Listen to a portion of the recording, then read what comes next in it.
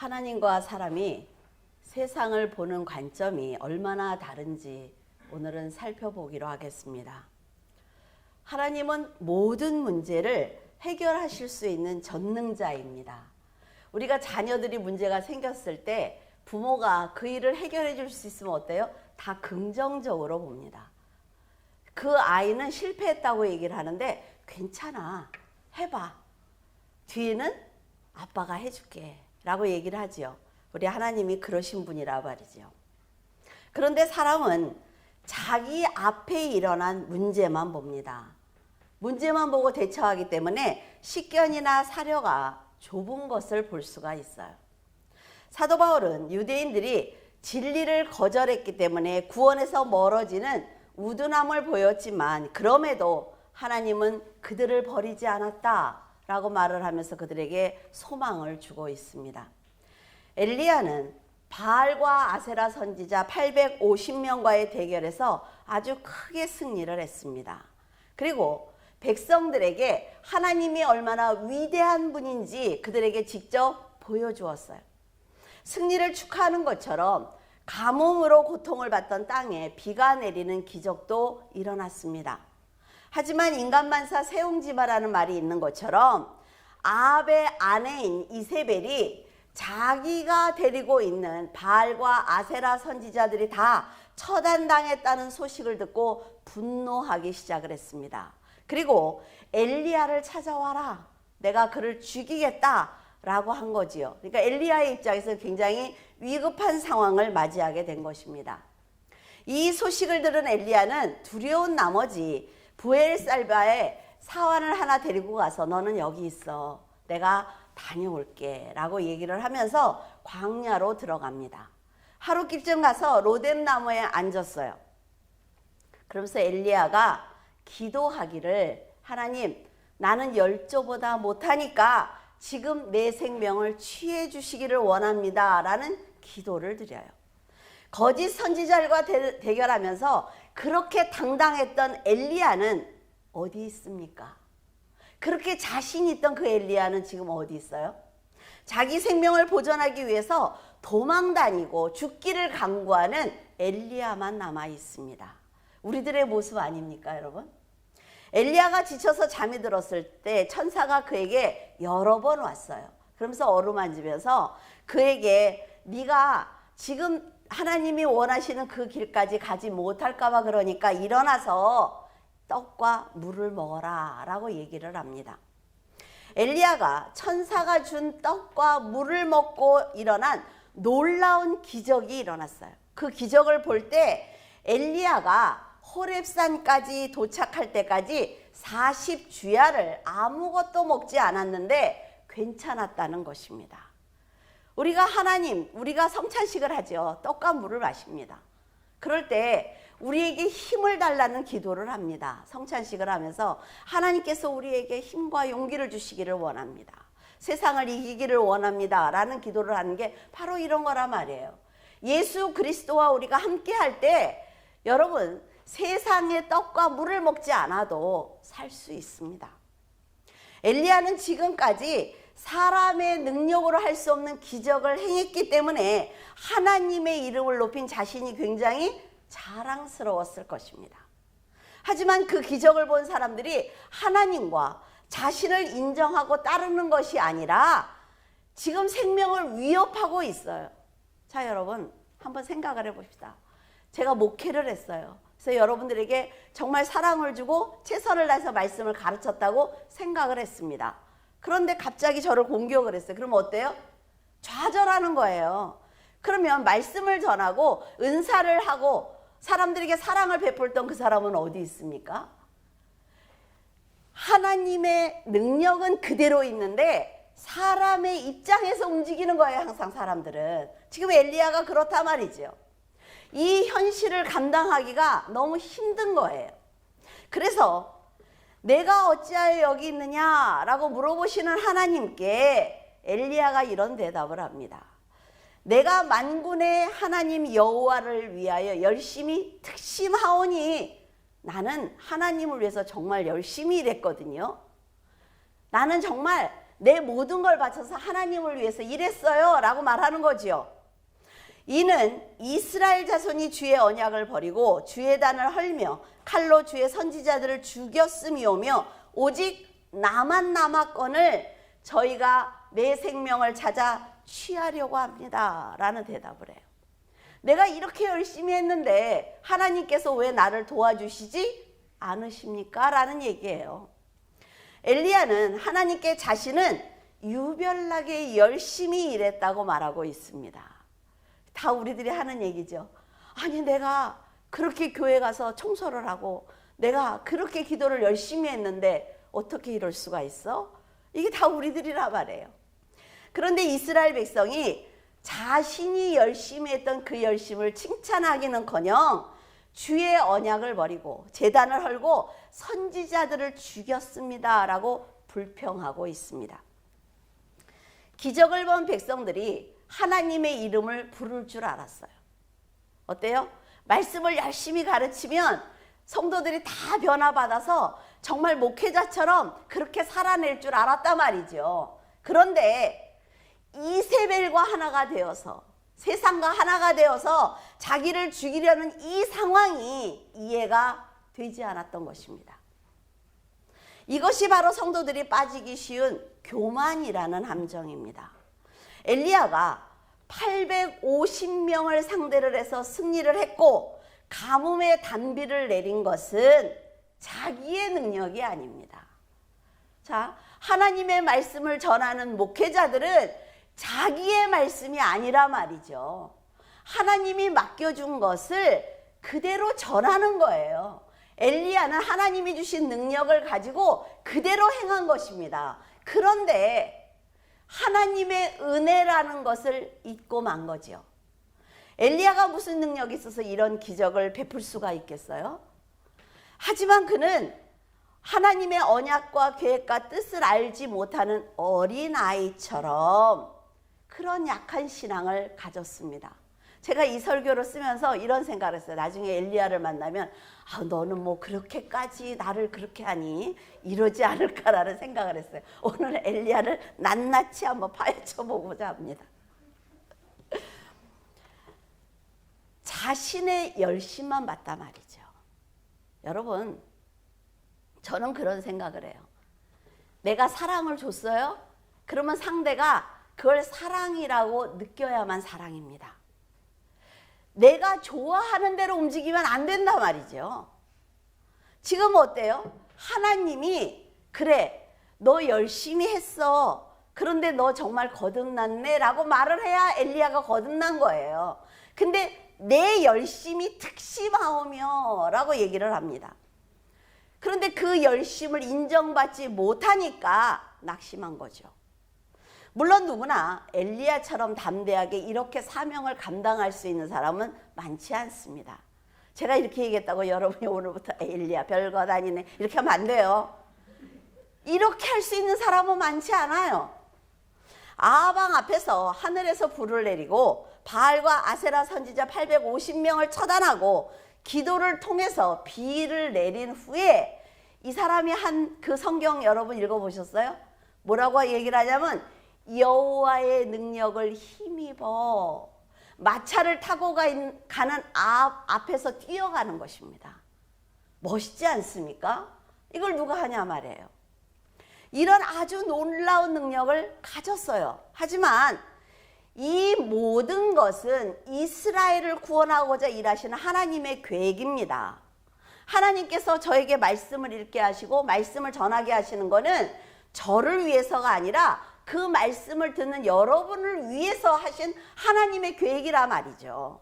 그런데 하나님이 이런 계획 속에서 일할 수 있었는데 자기가 했다고 생각을 하는 거예요. 그가 하나님의 이름을 높여드렸다면 그 영광은 반드시 하나님께 드려야 합니다. 말씀을 전해서 여러분들이 변화를 받아서 여러분의 삶이 변했다면 하나님이 영광을 받으셔야 되는 거예요. 그런데 엘리야는 자신이 베푼 기적을 보고 환호하는 사람들을 보았습니다. 그래서 여러분, 목사가 설교를 하고 내려갈 때 오늘 은혜 받았습니다. 그러면 너무 기쁘죠. 아, 이분 마음속에 말씀이 들어갔나? 라는 생각을 하는데 오늘 은혜 받았습니다. 아, 그럼 은혜 받지. 그러면 이렇게 설교를 잘하는데 은혜를 안 받아. 이러면 어때요? 하나님도 그 사람도 끝이에요. 그러니까 지금 내가 당하고 있는 고난의 현실을 인정하고 싶지 않은 것입니다. 어때요? 이제 좀 쉬워요? 알아들을 만해요? 네. 설교를 여러 번 읽어도 모르겠다고 아침에 저한테.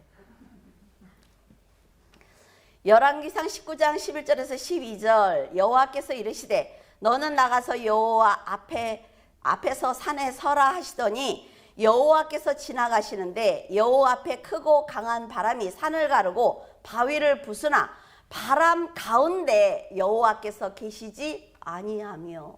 엄청 중요한 얘기예요.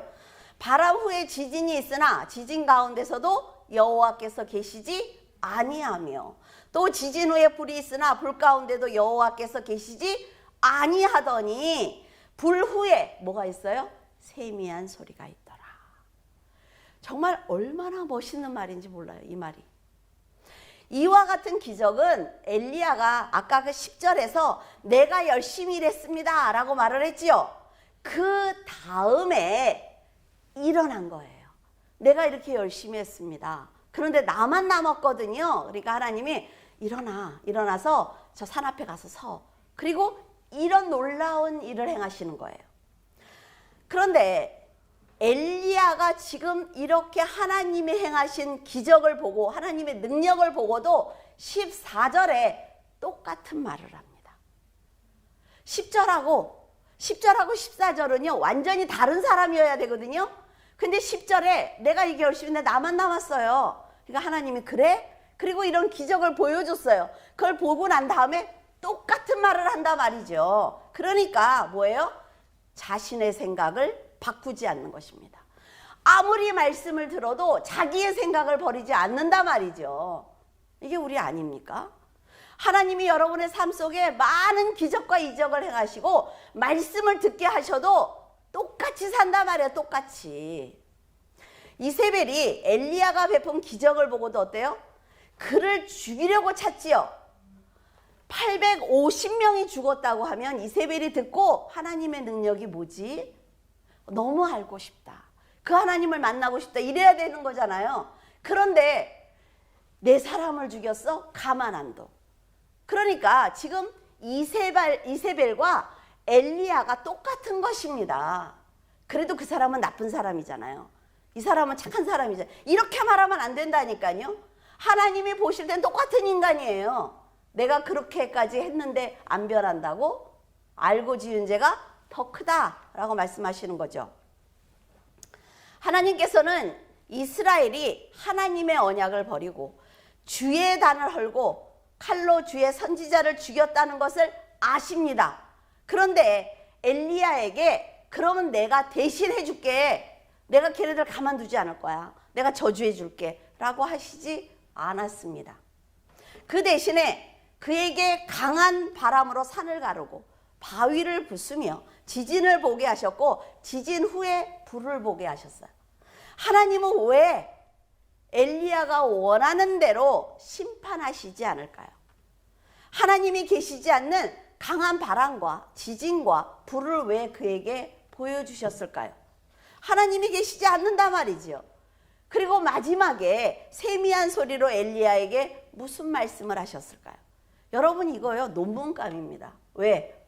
우리가 예수님이 이렇게 그림을 그렸다 땅에다가 그거 갖고 논문을 얼마나 쓰는 줄 알아요? 뭘 그리셨을까? 그럼 뭐가 그렇게 궁금해? 엘리야가 세미한 음성을 들었으면 성경 전체를 보고 하나님이 하나님의 뜻을 말씀하셨겠죠. 그런데 사람들이 어디에 집중하는지를 보시라는 거예요.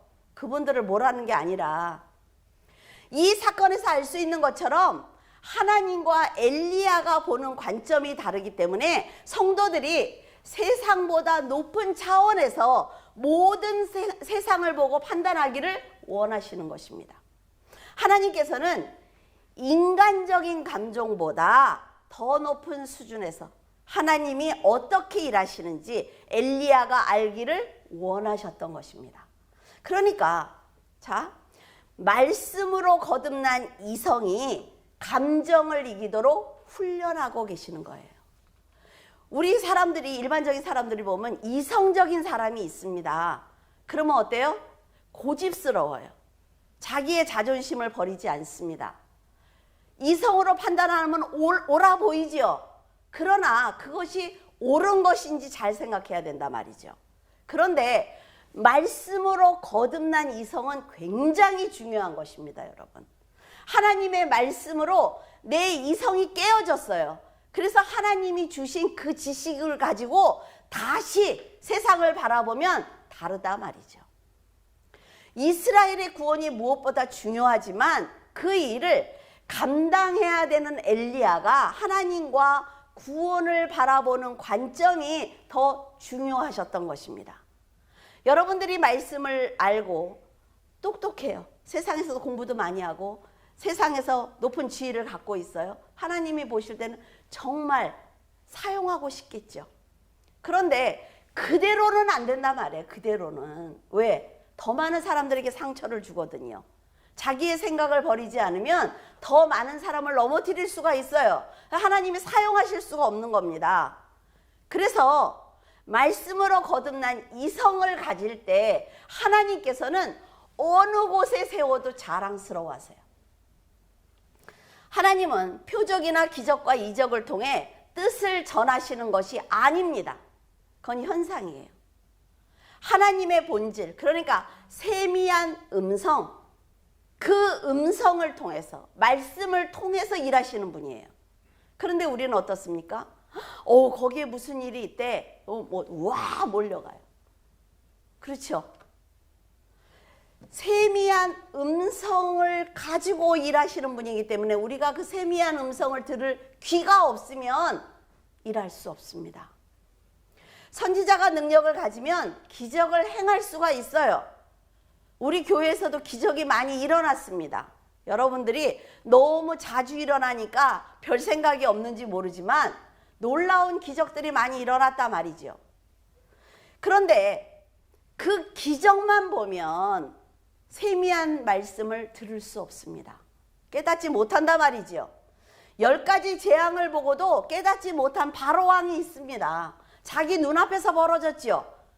그러면 웬만한 사람들은 다 바뀌어야 되는 것 아닙니까? 근데 바로왕은 바뀌지 않았어요. 기적을 보고도 하나님을 원망했던 이스라엘이 있습니다. 출애굽을 하고도 출애굽하고 바로 3일인가요? 불평하잖아요. 그런 사람들이 있어요. 그러니까 현상을 보고 하나님을 믿으면 넘어집니다. 하나님의 말씀, 그러니까 이렇게 시간이 오래 걸리는 이 말씀을 알아야 흔들리지 않는다 말이죠. 하나님처럼 우리가 온 인류의 구원을 위해서 일하지 않으면 엘리야처럼 자신의 방식대로 일하지 않는 하나님께 불만을 가질 수가 있습니다. 다른 사람들은 하나님을 배신했잖아요. 그렇죠? 근데 나는 믿음을 지켰습니다 라는 그의 말은 하늘에서 불과 비를 내는 선지자다라고 말하기에는 너무나 연약한 인간이에요. 하늘에서 불과 비를 내릴 정도면 그 사람이 어때요? 하나님의 뜻을 온전히 알아야 되는 것 아닙니까? 하나님이 왜 나에게 지금 이 일을 행하게 하셨는지, 하나님이 원하시는 것이 무엇인지 그 정도는 알아야 된다 말이죠. 세미한 말씀보다 사람들의 인정을 받는 것이 그의 믿음이었습니다. 사람들이 막 칭찬해 주기를 원하는 거예요. 그러니까 애들 요새 뭐예요? 그 좋아요? 그거 누르는 거 있잖아요. 뭐 누르는 거. 그것 때문에 그 낭떠러지 앞에서 사진 찍다 죽고 별걸 다 하잖아요, 아이들이. 뭐가 다릅니까, 이거랑? 하나님께서 지금 이 사건을 어떻게 보시는지 판단할 능력이 없는 것입니다. 자신에게 능력을 주신 하나님의 뜻이 무엇인지 생각할 지혜가 없는 엘리야가 할 수 있는 일은 뭡니까? 두려워하고 불평하는 것뿐이에요.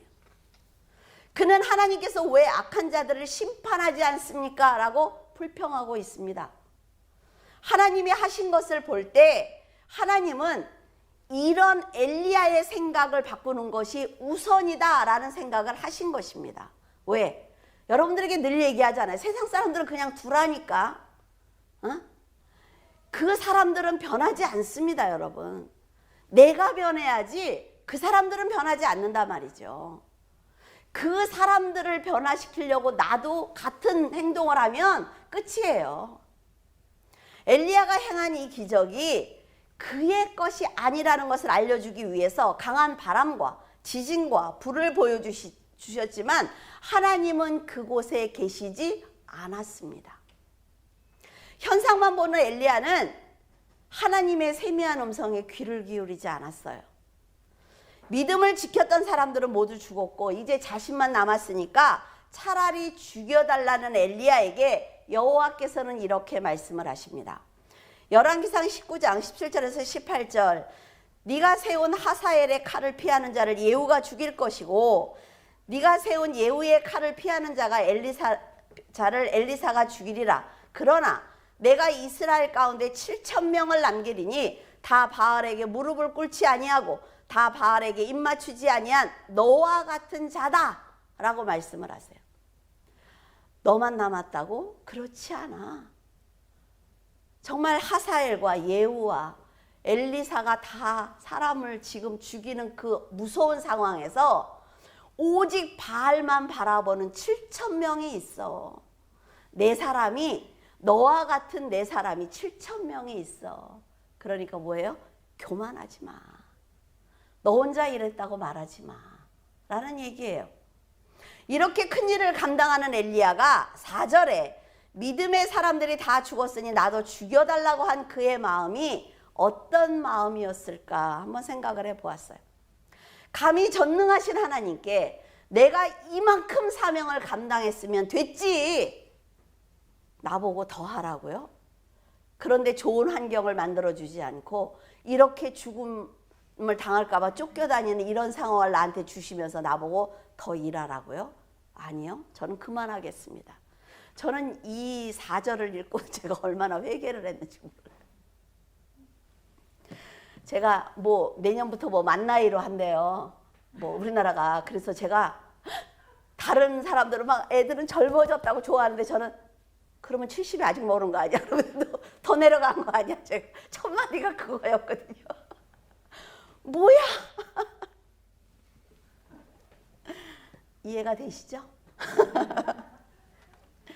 만약 엘리야가 제가 이세벨의 공격을 받고 있지만 하나님께서 지금까지 나를 인도하신 것처럼 제가 감당하겠습니다 라는 기도를 했다면 그럼 어땠을까요?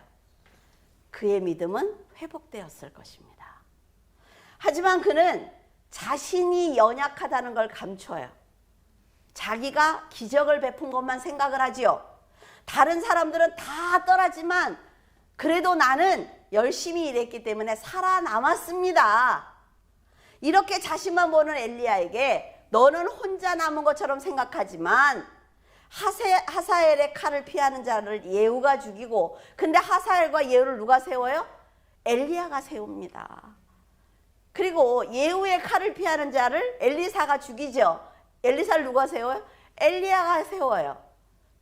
대단한 능력의 사람입니다, 이 사람은. 그런데 이렇게 위험한 상황에서도 바알에게 굴복하지 않은 7,000일을 내가 남길 거야 라고 말씀을 하세요. 이 말씀을 들을 때 엘리야가 얼마나 부끄러웠을까요? 야고보 5장 17절에 보면 그가 우리와 같은 성정을 가진 사람이다 라고 얘기를 해요. 그래서 처음에 전 성경을 읽으면서 엘리야도 대단한 사람이니까 야고보가 대단한 사람이니까 엘리야를 이렇게 보는구나 라는 생각을 했어요. 그래서 이런 사람들은 또 이렇게 말할 수가 있구나 라는 생각을 했는데 파헤치다 보니까 그래 너나 나나 똑같다 이런 생각이 들더라고요. 자기만 목숨을 걸고 열심히 일했고 기적을 행했으며 하나님의 일을 감당했다고 생각을 했는데 하나님을 위해서 목숨을 걸고 사명을 감당한 사람들이 7,000명이나 있다는 것입니다. 지금 전 세계적으로 말씀을 사모하고 말씀을 전하고 말씀대로 사는 사람들이 얼마나 많을까요? 그렇죠? 모든 것이 은혜였다는 것을 깨달은 엘리야는 하나님은 어느 시대이든 믿음의 사람이 끊어지지 않도록 세우신다는 걸 알게 되었을 것입니다. 사람은 이렇게 멀리 보지 못합니다. 여러분 그냥 귀에, 제가 늘 하는 얘기죠. 제발 멀리 보세요. 넓게 보세요. 깊이 보세요. 나만 보니까 힘든 거야. 나만 보니까. 하나님의 은혜를 알면서도 세상을 두려워하고 근심을 벗지 못하는 것입니다. 사람인데 왜 근심이 없어요? 근심이 있지만 나만 보니까 세상의 근심이 다 나한테 오는 것 같아. 나만 잘한 것 같아. 그렇지 않습니까? 지금 엘리야가 그러잖아요. 언제나 믿음의 사람들이 고난 가운데서도 한 시대를 감당한다는 것을 알게 된 엘리야는 더 이상 불평하지 못했습니다. 유대인들이 하나님을 바라보았던 시선이 바로 엘리야와 같다는 거예요. 하나님의 주권적인 계획 안에서 구원을 바라보지 못했기 때문에 선민의식, 우리만 선택을 했어. 이 의식이 강한 유대인들은 교만할 수밖에 없었습니다. 이방인이나 유대인이나 믿음으로 구원을 받게 된 것은 전적으로 하나님의 은혜입니다. 여러분이 교회를 잘 나와서, 여러분들이 말씀으로 열심히 살아서, 내가 착하게 살았으니까 아니요. 그렇지 않습니다, 여러분. 하나님의 전적인 은혜라 말이죠. 그런데 나만 구원받은 것처럼, 나만 말씀을 아는 것처럼 교만하다면 하나님이 바로 부끄럽게 하십니다. 그래? 네가 그렇게 잘났어? 그렇게 많이 알아? 다른 문제를 만드신단 말이에요. 왜? 얘를 데리고 가고 싶으면 하나님이 다른 문제를 만드십니다. 그런데 교만한데도 가만둬. 그럼 끝난 거예요, 여러분. 잘 아셔야만 합니다. 로마서 11장 1절에 그러므로 내가 말하노니 하나님이 자기 백성을 버리셨느냐? 그럴 수 없느니라. 나도 이스라엘이니요 아브라함의 씨에서 난 자요 베냐민 지파라. 아주 중요한 얘기를 하고 있습니다. 이스라엘이 불순종해서 버림을 받은 것처럼 너희들 눈에는 그렇게 보일 거야. 저 사람이 악해 보이니까 저 사람은 절대로 구원받지 못할 것처럼 보일 거야. 하지만 하나님은 자기가 선택하신 자기의 백성을 절대로 버리지 않아 라고 사도 바울은 말하고 있습니다. 유대인이 버림받는 일이 일어나지 않는다고 하면서 그 증거로 나를 봐. 내가 구원받았잖아. 이렇게 얘기하고 있는 거예요. 되게 멋있는 사람 아닙니까? 바울은 자신이 이스라엘인이며 아브라함의 후손이고 베냐민 지파로 나는 유대인의 순수한 혈통이기 때문에 율법대로 사는 것이 하나님을 믿는 것이라고 생각을 했어. 그래서 나는 성도들을 박해하고 그들을 괴롭혔다고 얘기를 합니다. 막 죽이기도 했죠. 그러나 유대인인 자신을 하나님께서 부르셔서, 유대인인 제자들을 부르셔서 모든 민족에게 복음을 전하게 하신 것을 보면 우리는 유대인들에게 빚진 자가 되는 것입니다. 하나님은 자기 백성을 버리지 않았다. 너희들이 구원을 받았지만 이걸 꼭 기억해야 돼 라는 거죠. 엘리야의 사건을 통해 알 수 있는 것처럼 이스라엘은 하나님을 버렸지만 하나님께서는 남은 자들을 통해서 구원의 역사를 이어가시는 것입니다. 여러분들의 마음에 하나님을 사랑하는 마음이 있다면 하나님께서는 여러분들을 특별히 택하시고 부르시고 가르쳐 주신 거예요. 그리고 여러분들은 남은 자가 되는 것입니다. 엘리야 시대에도 많은 사람들이 우상을 숭배했지만 하나님의 백성이 남아있다는 것을 보면 하나님은 자기 백성을 선택하시고 그 남은 자들을 통해 복음을 이어가신다는 것을 알 수가 있습니다. 하나님이 여러분들에게 성경을 읽게 하시고 하나님을 알게 하시는 것은 하나님의 나라를 이어가고 싶어서 하시는 거라 말이죠. 7절에 그런즉 어떠하냐? 이스라엘이 구하는 그것을 얻지 못하고 오직 택하심을 입은 자가 얻었고 그 남은 자들은 우둔하여졌느니라. 여기서 남은 자가 우둔해졌다는 건 다른 남은 자겠죠. 유대인은 율법을 행위로 지켜내는 것이 참된 신앙이다 라고 생각을 했습니다. 그것이 하나님의 백성이 지켜야 될 본분이라는 생각을 했기 때문에 율법을 지키기 위해서 최선을 다했습니다. 내가 교회를 다니는 건 바자회하고 그냥 교회 가서 열심히 모이고 같이 몰려다니고 구제하고 뭐 가서 헌신하고 말씀하고는 전혀 상관이 없어요. 이걸 교회 생활이라고 말한단 말이죠, 성도들이. 그런데 작은 바람만 불어도 다 넘어지는 거예요. 왜 넘어져요? 그렇게 열심히 하는데. 그 안에 예수 그리스도가 없단 말이죠. 내가 열심히 하는 건 현상이에요. 그 안에 말씀이 없으니까 하나님과 전혀 상관이 없는 것입니다. 그런데 하나님께서 이 사람들의 문제는 뭐냐면 율법의 행위로 믿음을 인정받으려고 했지요. 근데 하나님이 아니 나는 그걸 믿음이라고 생각하지 않아 라고 말씀하셨다는 거예요.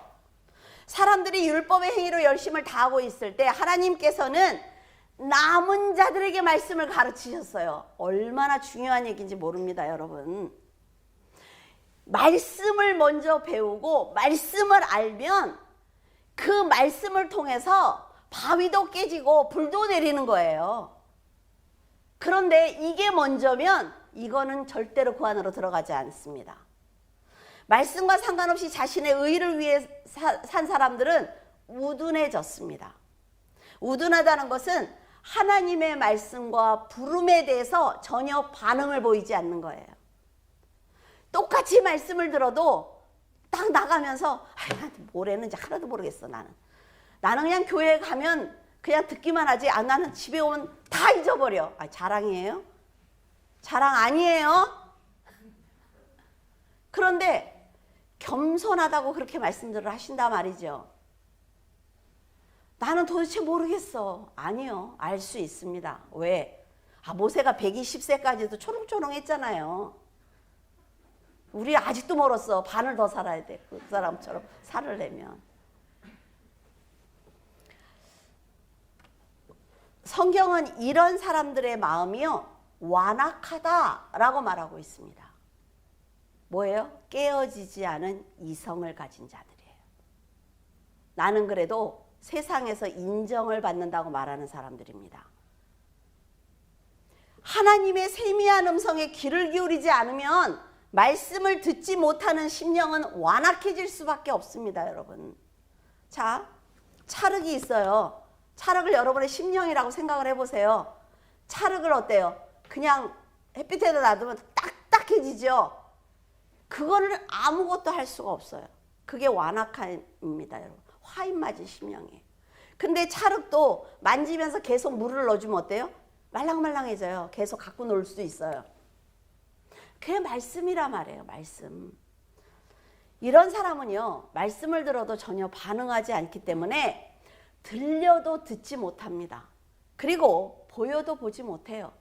그래서 거듭날 수가 없는 것입니다. 여러분들에게 지금 이런 설교를 듣게 하시는 건 하나님이 여러분들에게 기회를 주시는 것입니다. 그래서 여러분들이 말씀을 들으면서 막 변했으면 좋겠어요. 바울은 복음을 듣고도 변화받지 못하는 사람들을 향해서 당신들이 깨닫는 마음과 보는 눈과 듣지 못하는 듣는 귀가 없는 것은 여호와께서 주지 않았기 때문입니다 라고 얘기를 합니다. 무슨 얘기를 그랬어요? 사람의 본성은 다 없다고 그랬어요. 근데 하나님이 은혜를 주시면 볼 수 있고 들을 수 있단 말이에요. 진리를 들어도 변화하지 않고 말씀을 소중하게 여기지 않는 사람은 말씀을 듣지 못한 것이 아니라 이스라엘처럼 하나님의 뜻과 사랑을 가볍게 여겼기 때문입니다. 나중에 하나님을 만났을 때 어떤 변명도 할 수 없다니까요.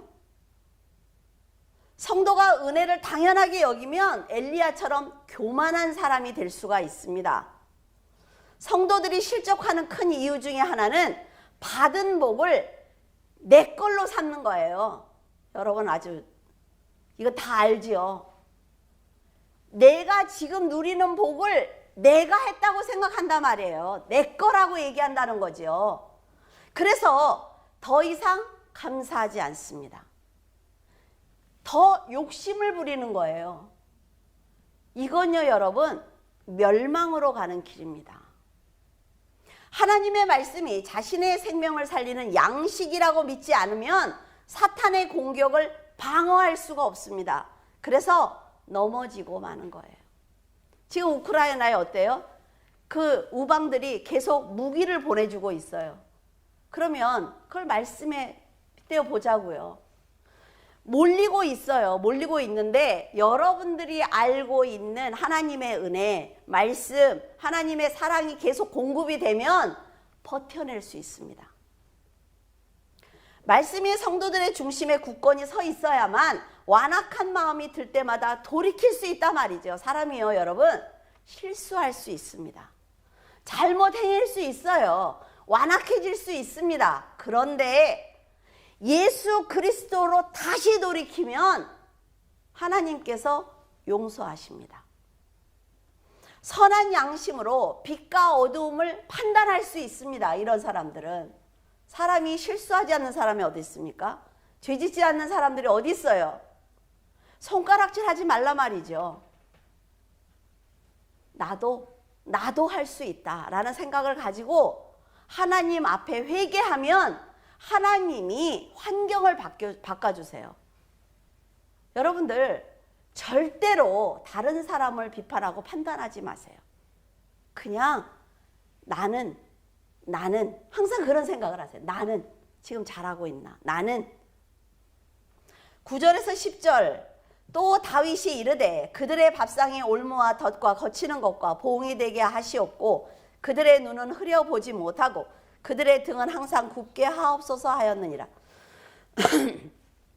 시편 69편 21절에서 24절 그들이 쓸개를 나의 음식물로 주며 목마를 때에는 초를 마시게 하였사오니 그들의 밥상이 올무가 되게 하시며 그들의 평안이 덫이 되게 하소서.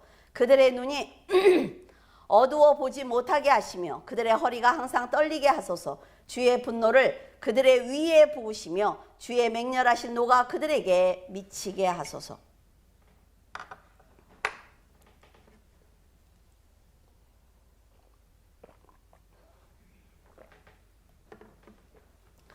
바울은 다윗의 기도인 시편 69편을 인용을 해서 유대인들이 하나님을 떠난 이유와 하나님을 떠난 사람들이 받는 저주에 대해서 말하고 있습니다. 다윗을 보면 굉장히 착하잖아요. 그렇죠? 안 그럴 것 같죠? 근데 이 사람이 저주하는 거 봐요. 얼마나 무섭게 하는지. 정말 이런 저주를 해도 하나님한테 혼나지 않나 이런 생각이 들 정도로 저주를 하고 있어요. 시편 69편은 다윗이 사울 왕에게 쫓겨다닐 때 감당할 수 없는 두려운 상황을 만납니다. 곧 죽을 것 같은 마음이 드는 거지요. 이 마음을 하나님께 지금 기도로 드리고 있어요. 다윗은 왕에게 쫓겨다니고 있기 때문에 사람들의 도움을 받을 수가 없습니다. 그래서 죽음을 직감했겠지요. 우리 어때요? 코로나 터지니까 교회가 너희들 때문에 하니까 어때요? 성도들이 한마디도 못하잖아요. 온 세상이, 온 우리나라가 사람들이 교회를 핍박하잖아요. 그런데 방법이 없단 말이죠. 나라에서 언론에서 막 떠들어대니까 이걸 뒤집을 방법이 없는 거예요. 근데 마지막에 어때요? 교회에서 전염병이 번지지 않았다라고 얘기를 했어요. 그건 얼마나 조그맣게 나와요? 그러니까 세상이 동일한 얘기를 하면요 방법이 없습니다, 여러분. 그러니까 사울 왕이 다윗을 죽이겠다고 하니까 백성들도 그를 도울 수가 없는 거예요. 여러분도 시편 69편을 읽으면서 느꼈을 것입니다. 근데 놀랍게도 예수님께서 십자가를 지실 때 당하신 고통이 고스란히 기록이 되어 있어요. 신 포도주를 머금은 해용을 우슬초에 매어 예수님의 입에 대니 예수께서 신 포도주를 받으셨다라는 말씀처럼 다윗은 예수님이 당하신 고통을 정말 자세히 전할 수 있도록 지금 고통스러운 상황을 만나고 있는 것입니다. 다윗은 어쩌면 자신의 고통을 기록을 했을 거예요. 예수님을 알고 했을까? 그렇지 않았을 것 같아요. 지금 너무 힘드니까 그냥 자기의 그 고통을 하나님께 기도한 건데 우리는 그의 고통을 통해서 예수님의 고통을 알 수가 있습니다. 시편 69편 4절에 까닭 없이 나를 미워하는 자가 나의 머리털보다 많고 부당하게 나의 원수가 되어 나를 끌으려는 자가 강하였으니 내가 빼앗지 아니한 것도 물어주게 되었나이다. 다윗을 까닭 없이 미워하고 공격한 사울왕 때문에 그는 쉴 곳이 없었습니다. 그리고 공격하는 사람이 많아서 도망 다니게 되었어요. 이처럼 예수님께서는 죄가 없는 분이죠. 근데 예수님이 하나님의 아들이다. 나는 안식일의 주인이다. 막 이러니까 나는 성전이야 라고 하니까 사람들이 가만두지 않는 것입니다. 그런데 그 모든 것들은 죄인을 위해서 죽어야 되는 예수님의 계획이었단 말이죠. 그런데 그 죽을 때 당한 고통이 이루 말할 수가 없었어요. 죄의 싹은 사망이기 때문에 사망에 갇힌 사람들을 구해주기 위해서 십자가를 지셨습니다. 그리고 내가 목마르다 라고 말씀을 하시며 성경을 응하게 하셨습니다. 그러니까 성경을 응하게 했다는 건 뭐예요? 미리 예언되어 있는 것을 이루시는 거예요. 그 성경을 그대로 응답 이러죠. 그 응하게 하신다 그 얘기예요. 다윗의 목마름으로 예수님이 십자가에서 물 한 모금 마실 수 없었던 그 상황이 얼마나 고통스러웠는지 우리는 알 수가 있습니다. 히브리서 12장 2절에 믿음의 주요 또 온전케 하시는 이 예수를 바라보자. 그는 그 앞에 있는 기쁨을 위하여 십자가를 참으사 부끄러움을 개의치 아니하시더니 하나님 보좌 우편에 앉으셨느니라. 다윗은 온갖 수모를 다 겪으면서 하나님을 떠나지 않았습니다. 이게 너무 중요한 얘기예요. 세상에서 우리가 어려움을 당하지만 예수 그리스도를 떠나지 않으면 그 끝은 반드시 있습니다. 그 문제는 반드시 해결돼요. 여러분들이 살면서 당하는 모든 문제는 반드시 해결이 됩니다. 지금 다윗처럼 그렇게 해야 된다는 거죠. 하나님을 떠나지 않으니까 다윗이 왕이 되는 거예요. 백성들과 함께 하나님을 섬기는 위대한 왕이 됩니다.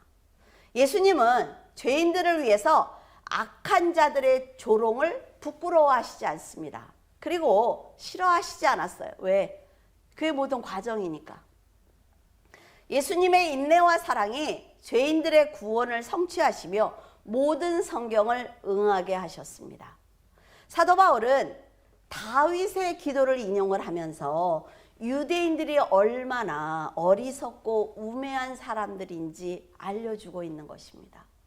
그들은 하나님께 특별한 은혜를 받았지만 너무나 쉽게 버렸단 말이죠. 우리가 고난을 당할 때 기도를 얼마나 열심히 합니까? 그런데 그걸 버리는 건 너무 쉬워. 그 문제가 해결됐다고 생각을 해요. 근데 여러분, 어떤 문제가 있을 때 그 문제를 위해서 기도했잖아요. 그러면 그 기도는 하나님께 쌓여 있습니다. 그러면 내가 평안이 왔을 때 이 기도를 유지하는 게 굉장히 중요한 거예요. 이걸 유지하고 있으면 다음 문제가 생길 때 이 기도 밑으로 들어가서 안 일어날 수도 있단 말이죠. 근데 우리는 이렇게 딱 왔다가 탁 버려. 그러니까 이 문제가 오니까 이게 이만큼 크게 보이는 거예요. 그들의 밥상이 올무와 덫에 거치는 것과 보응이 되게 해달라라고 얘기한 건요. 사람들의 육적인 관심사 있지 않습니까? 세상. 그걸 밥상이라고 표현한 거예요.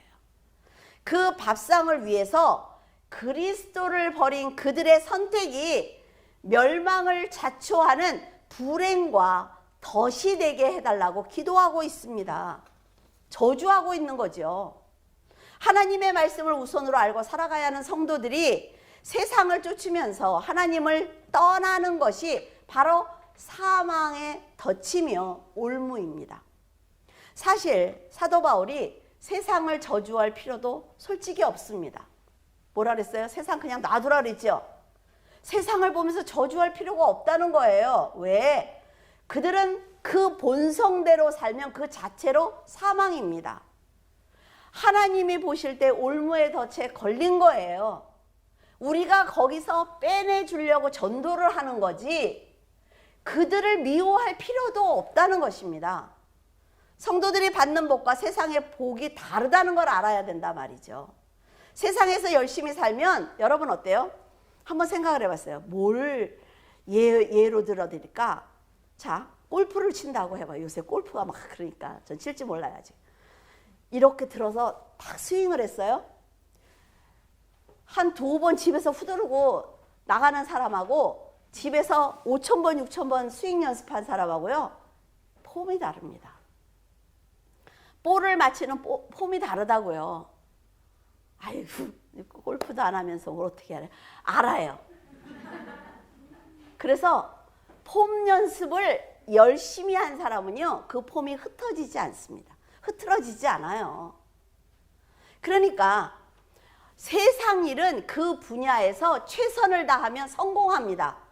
성공할 수 있어요. 그 일만 계속하면 전문가가 된다 말이죠. 그런데 성도들이 성공하는 이유는 뭐예요? 그 성공을 통해서 그리스도를 드러내기 위해서. 여러분들이 집에서 스윙을 막 연습을 하면 어때요? 아내들이 아휴 정말 성경 좀 읽어. 그냥 어떻게 맨날 그것만 그렇게 하고 있어. 그런데 이 남편의 마음 뭐예요? 내가 이거를 폼을 멋있게 해서 사람들에게 하나님의 영광을 드러내리라. 말 같지도 않지만 사람들에게 골프를 잘하면서 하나님 얘기도 하고 할 수 있다는 거예요. 세상에서 그렇게 열심히 하는 이유는 하나님을 위해서 하는 것입니다, 여러분. 그런데 나 바빠요. 못해요. 하나님 일 못해요. 계속 이렇게 하면 하나님 일을 못합니다. 그러면 하나님도 그 사람의 일을 도와주실 이유가 없어요. 무슨 얘기인지 알겠죠? 자, 내가 열심히 한 거를 내 걸로 생각을 하면요, 그 성공이 덫과 올무가 되는 것입니다. 사람들의 본성은요, 세상에서 성공을 하면 어때요? 늘 동일한 잘 차려진 밥상을 갖기를 원해요. 늘 잘 차려진 밥상을 갖기 위해서는 하나님께 올 시간이 없습니다. 늘 세상 일이 바빠요. 그러니까 하나님께 헌신할 시간이 없단 말이죠. 내가 어떻게 하나님께 가? 이 시간 나 일해야지. 그리고 안 온단 말이에요. 그러면 하나님도 그 사람이 그 일을 하는 이유를 하나님이 모르겠다는 거죠. 그래? 그럼 열심히 해. 세상에서 성공을 할 수 있겠지. 그러나 너와 나는 상관이 없어. 이게 하나님의 마음입니다. 하나님을 잘 알아야 돼요. 그 밥상을 좋은 걸 날마다 받기 위해서 하나님을 떠나게 됩니다. 하나님을 떠나면 빛이 하나님인데 어두움으로 자꾸 가니까 우둔한 자가 된다 말이죠. 엘리야는 세상 사람들이 볼 때 분명 큰 능력을 행한 선지자입니다. 하지만 엘리야는 자기가 스스로 결심해서 열심히 일한 것 같지만 하나님의 일은 하나님이 하신 것입니다. 하나님이 했단 말이죠.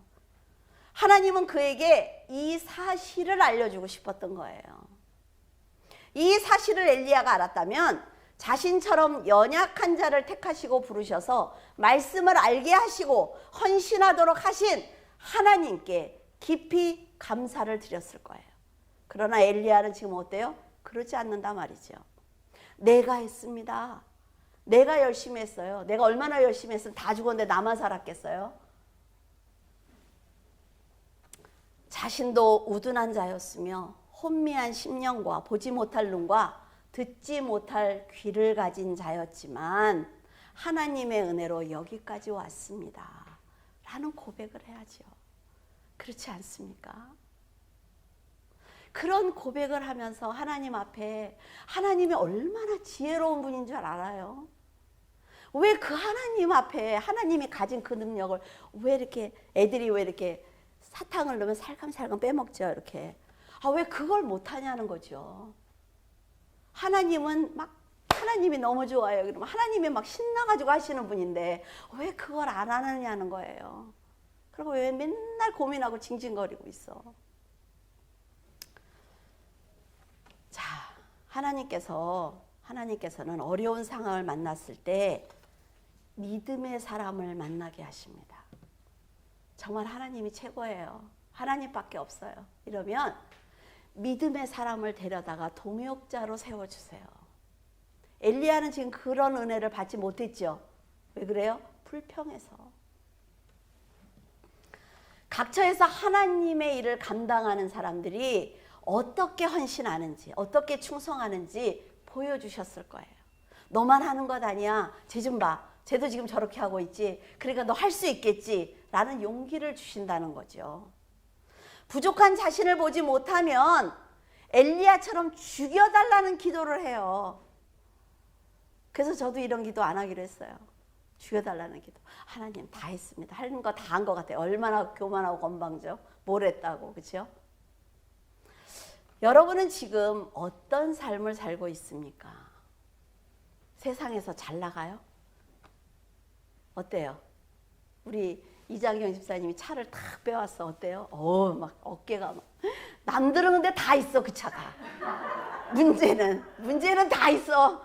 지하에 갖다 차를 세워놨는데 이제 그 무슨 번호라고 그래? 그거를 임시번호 달고 남들은 다 있어. 근데 다 칭찬을 해. 와, 잘했어. 아침에 보니까 뭐 복도에서 막 이러고 서 있더라고. 보니까. 어때요? 우리가 세상에서 말씀과 세상의 삶이 여유가 있으면 긍정적이 된다니까. 차를 갖고 가니까 막 칭찬하잖아요. 이게 하나님의 마음이에요. 왜? 난 있으니까.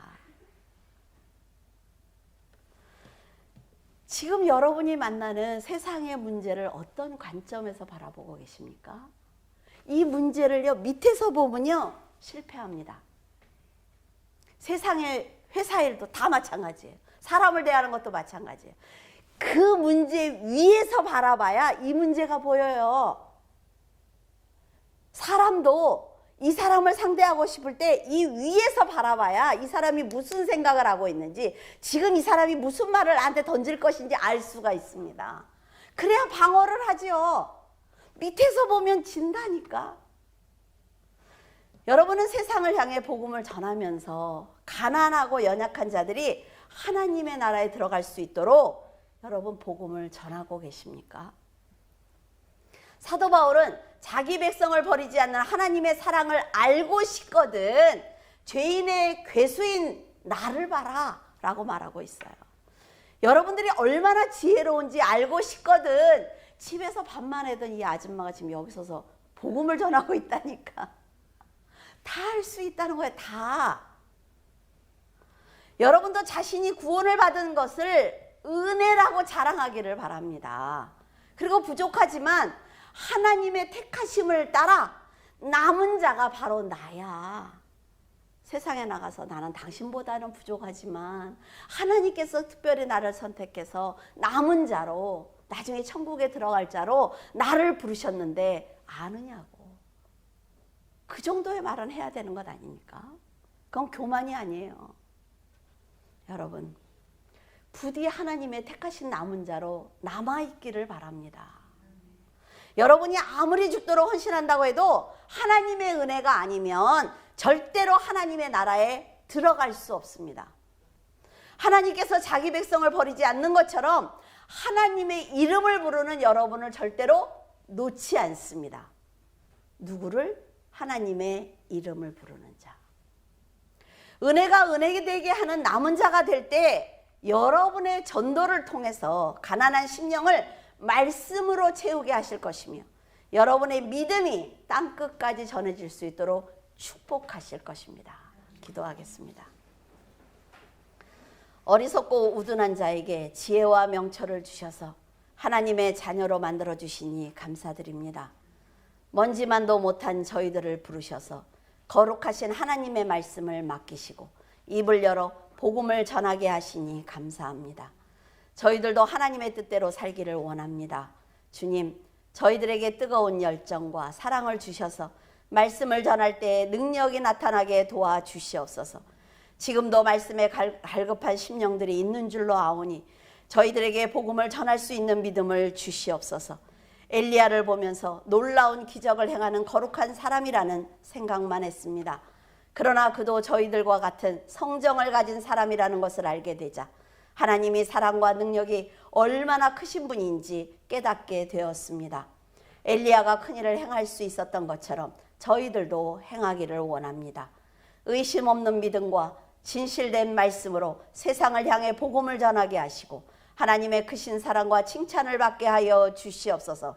언제나 거룩하신 하나님을 사랑하게 하신 예수 그리스도 이름으로 기도드립니다. 아멘.